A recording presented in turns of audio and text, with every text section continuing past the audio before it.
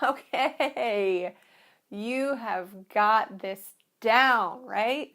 You've got your manual settings. You've got some killer light going on in your photographs. What else is there? Stay tuned. I'm about to tell you.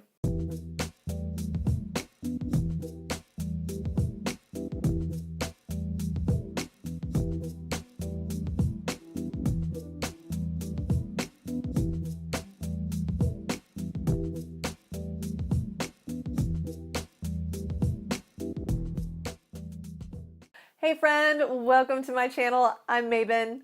This is the place where you get to up your photo game and learn to create a business that you love, your clients love.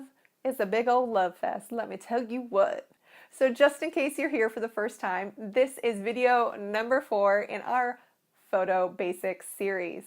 I encourage you to go back and watch the other ones because there's a lot of things that lead up to this point that you really need to know in order to create some incredible photographs. Today we're going to talk about some artistic elements to take your photographs to the next level. What can you do to not just have great lighting, great exposure in your photograph, but really make your photographs interesting? So we're going to talk about some compositional elements. So I mentioned this first one in video number 2 in combination with Aperture.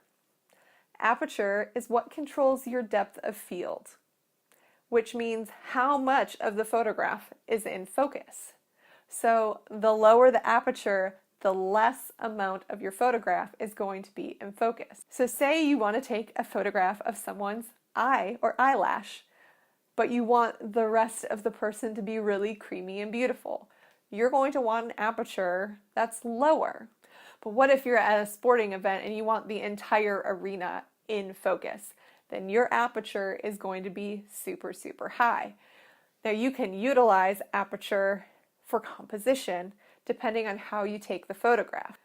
The aperture can help you bring focus or take away focus from certain elements in your photograph. So how depth of field works is a really great concept to have in your head when you're taking photographs, so you know exactly what you want to be in focus. Take, for instance, I want to take a portrait of a person, but I don't want all of the crazy of the city background.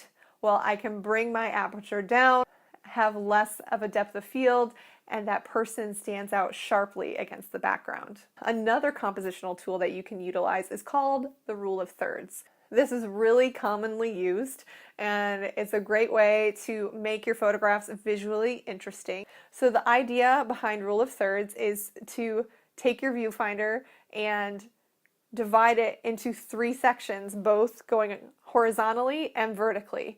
And most cameras will actually have a function to allow you to see this grid, whether it be in the viewfinder or on the back of your screen.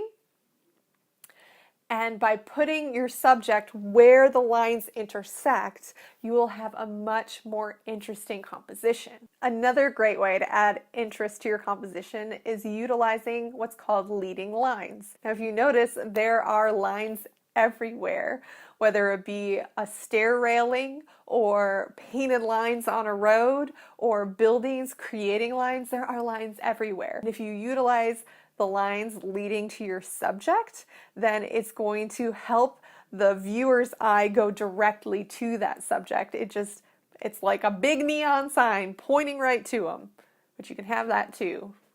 It would kind of be like a leading line. Another great tool is framing within a frame. So you have your frame that you're taking the picture with, but what if you had another frame that the subject was standing in? There are so many ways to do this with door frames, windows, sculptures, branches and trees. There are tons of ways to frame. You just have to be looking for them.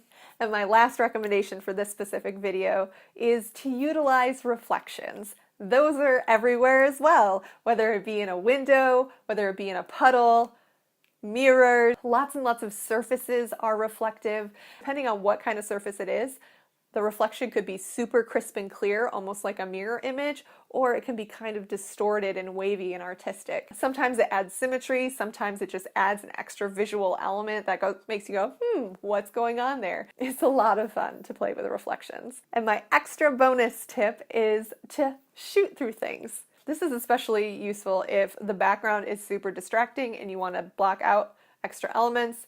Find something that you can shoot through, whether it be a tree, whether it be a hole in something, or you create your own element to shoot through.